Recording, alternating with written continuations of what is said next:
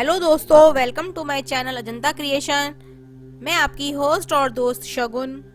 आज के इस वीडियो में हम दुर्गा सप्तशती के दूसरे अध्याय का पाठ सुनेंगे। आइए शुरू करते हैं। ओम भगवते नमः। अम्बे मैया की जय। दूसरा अध्याय देवताओं के तेज से देवी का प्रादुर्भाव और महिषासुर की सेना का वध। महर्षि मेघा बोले, प्राचीन काल में देवताओं और असुरों में पूरे 100 वर्षों तक घोर युद्ध हुआ और देवराज इंद्र देवताओं के नायक थे। इस युद्ध में देवताओं की सेना परास्त हो गई और इस प्रकार सभी देवताओं को जीत महिषासुर इंद्र बन बैठा था। युद्ध के पश्चात हारे हुए देवता प्रजापति श्री ब्रह्मा जी को साथ लेकर उस स्थान पर पहुँचे जहाँ पर कि भगवान शंकर विराजमान थे। देवताओं ने अपनी हार का सारा वृतांत भगवान श्री विष्णु और शंकर जी से कह सुनाया। वे कहने लगे, हे प्रभु, महिषासुर सूर्य, चंद्रमा, इंद्र, अग्नि, वायु, यम, वरुण तथा अन्य देवताओं के सब अधिकार छीन सबका अधिष्ठता एवं स्वामी बन बैठा है। उसने समस्त देवताओं को स्वर्ग से निकाल दिया है।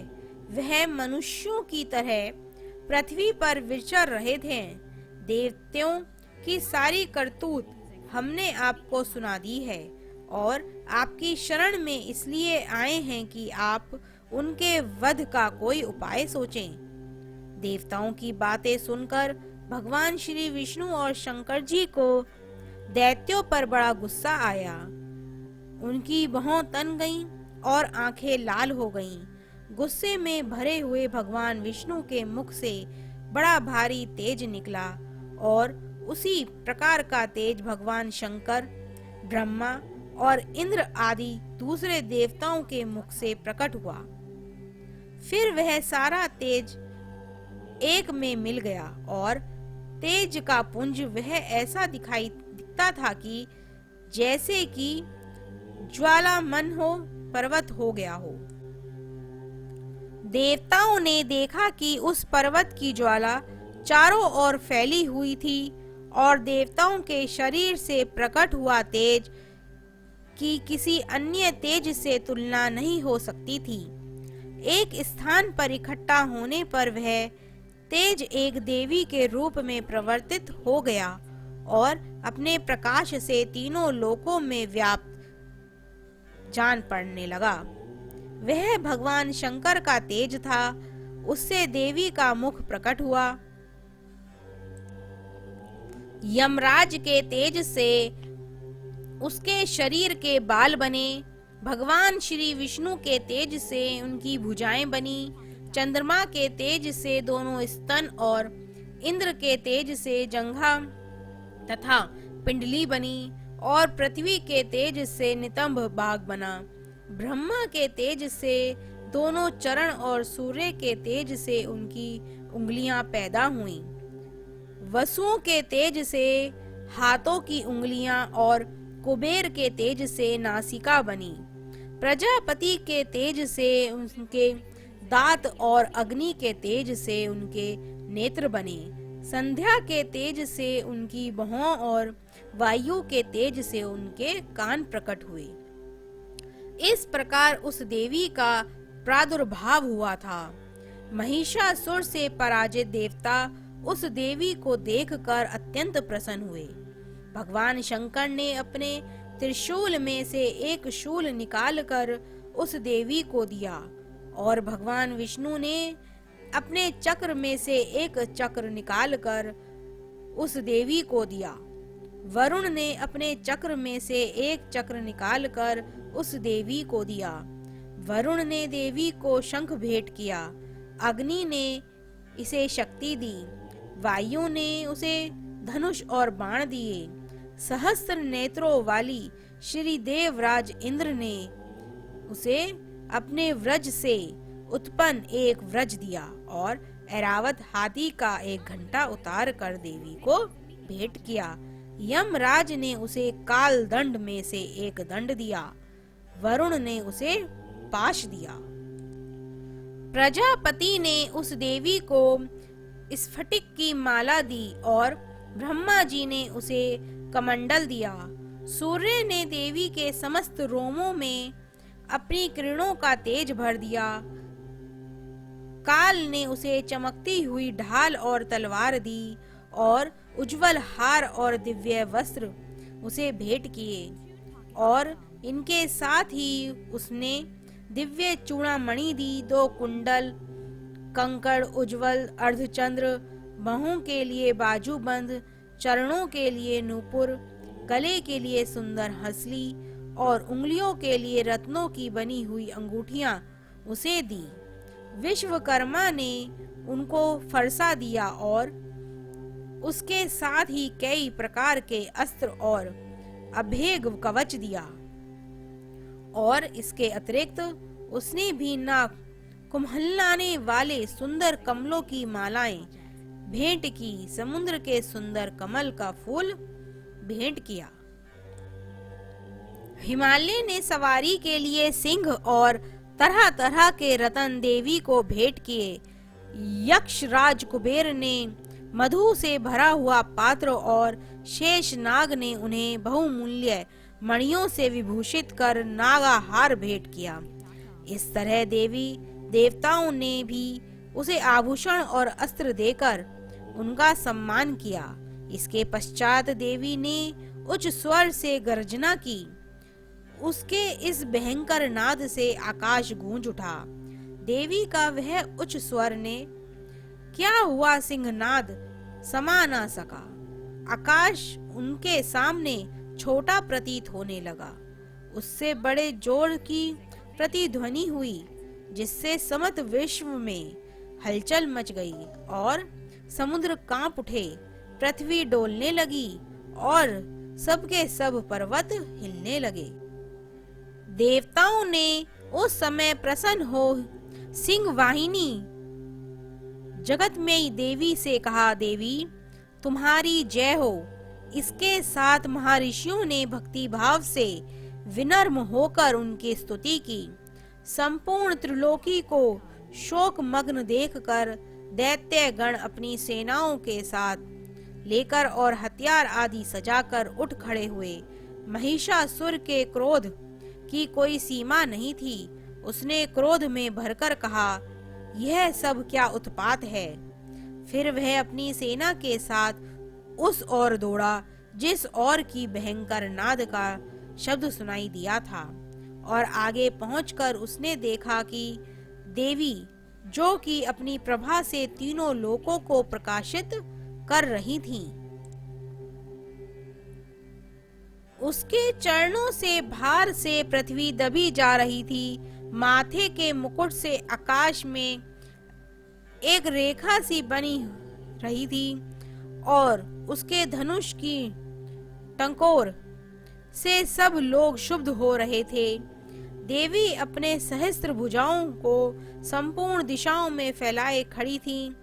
इसके पश्चात उनका दैत्यों के साथ युद्ध छिड़ गया और कई प्रकार के अस्त्र शस्त्रों से सब की सब दिशाएं उद्भाषित होने लगी।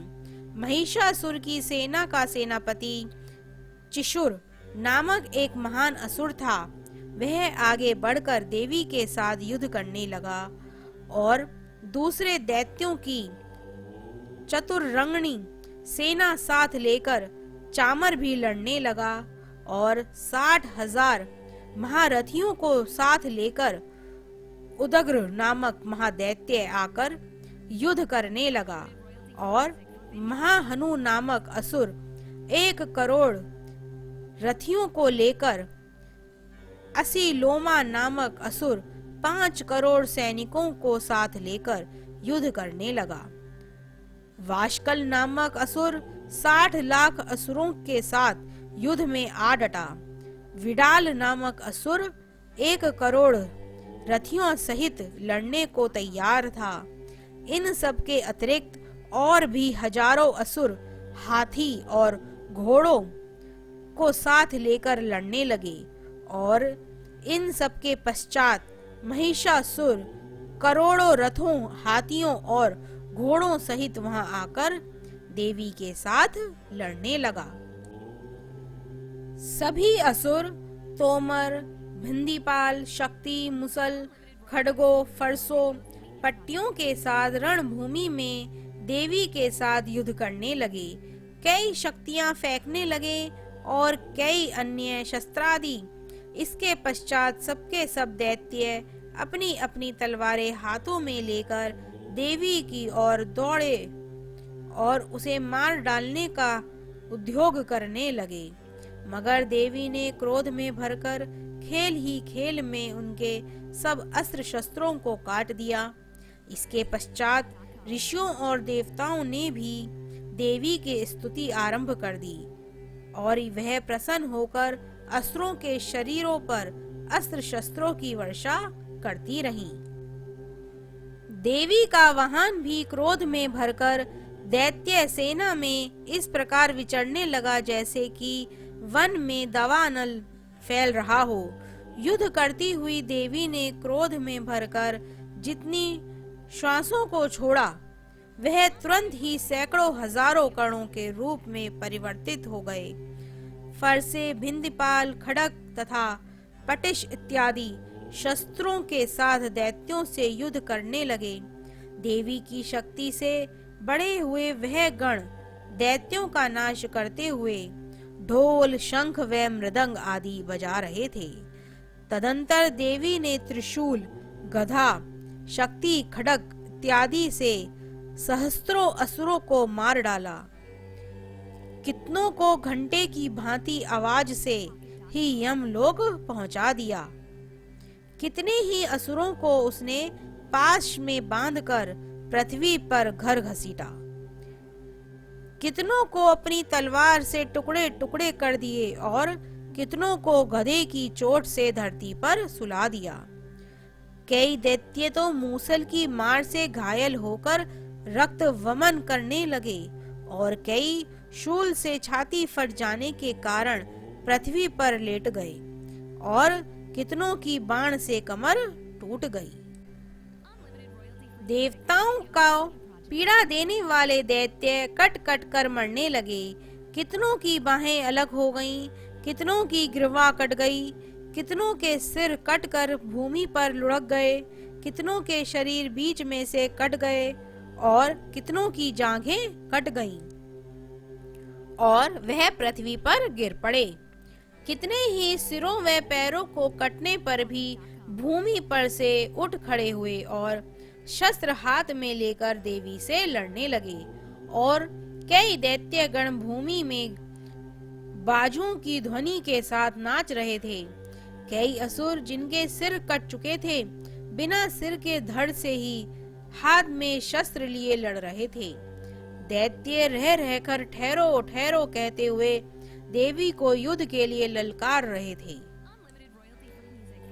जहां पर यह घोर संग्राम हुआ था वहां की भूमि रथ, हाथी, घोड़ों और असुरों की लाशों से भर गई थी और असुर सेना के बीच में रक्तपात होने के कारण रुधिर की नदियां बह रही थीं और इस तरह देवी ने असुरों की विशाल सेना को क्षण भर में इस तरह से नष्ट कर डाला जैसे तृण काष्ठ के बड़े समूह को अग्नि नष्ट कर डालती है।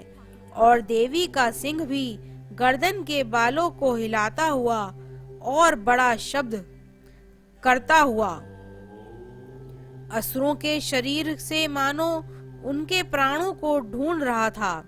वहां देवी के गणों ने जब दैत्यों के साथ युद्ध किया तो देवताओं ने प्रसन्न होकर आकाश से उन पर पुष्प वर्षा की। ओम भगवते नमः। अम्बे मिया की जय। आज के इस अध्याय की कथा यहीं पर समाप्त होती है। आगे की कथा अगले अध्याय में सुनेंगे। दोस्तों, अगर आपने अभी तक हमारा चैनल सब्सक्राइब नहीं किया है तो जल्दी से कर दीजिए और हाँ, बेल आइकन जरूर दबाएं जिससे हमारी आने वाली नई वीडियोस की नोटिफिकेशन आपको मिलती रहे। Thank you friends watching this video. Do not forget to like, share and subscribe.